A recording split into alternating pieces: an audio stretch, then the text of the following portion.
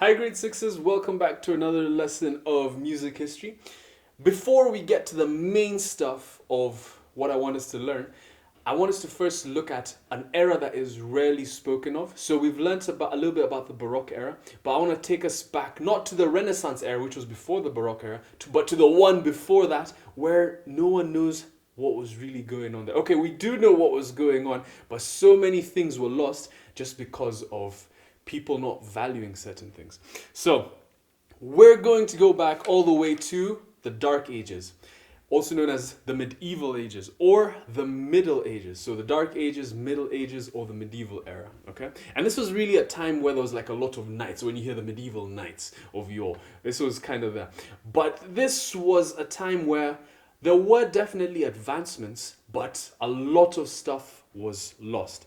It was between the 5th and 14th centuries. 1400 is right where the Renaissance era was beginning. And it was the time between the fall of the Roman Empire and the beginning of the Italian Renaissance. So the Renaissance means rebirth of the mind, and that was in the Renaissance era, yeah? And so the reason it's called the Dark Ages is because it refers to the lack of culture and advancement in Europe.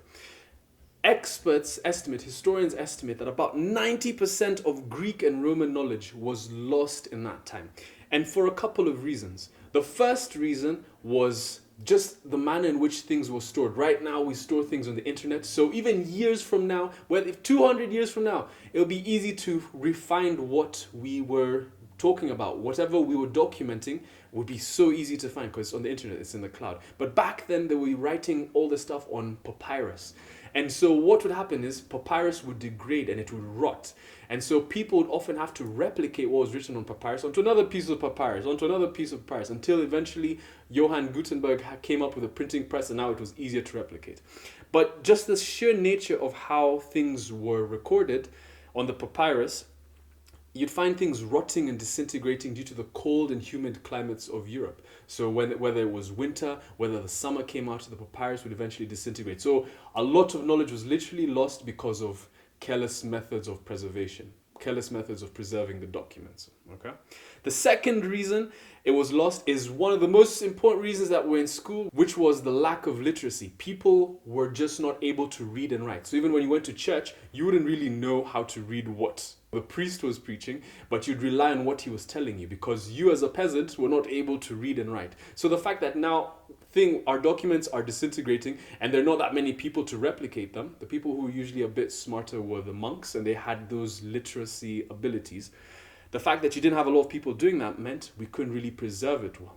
The next reason was there was so much political instability. This was the Dark Ages, but it was also a brutal time in the history of the earth. And everyone was just interested in gaining political dominance and expanding their territories. So as a barbarian, the last thing that's going to interest you is poetry and art. You are more interested in pillaging and plundering.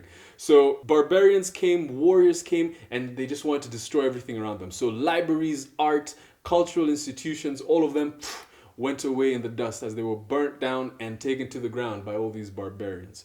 So a lot of manuscripts, a lot of books, arts, paintings were lost just because of political instability and people not valuing these softer things such as poetry and art.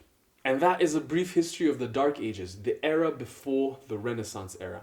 It's just good to have this stuff in mind so that we don't have too many gaps as we keep building up this timeline in music history, okay? So after the medieval era, we have the Renaissance era, and then it leads up to the Baroque era. So just keep those facts in mind. Do a little bit of research into the medieval era. Definitely a time for war.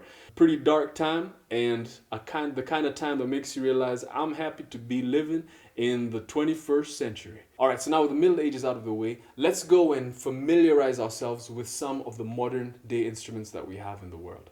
And let me see you there shortly.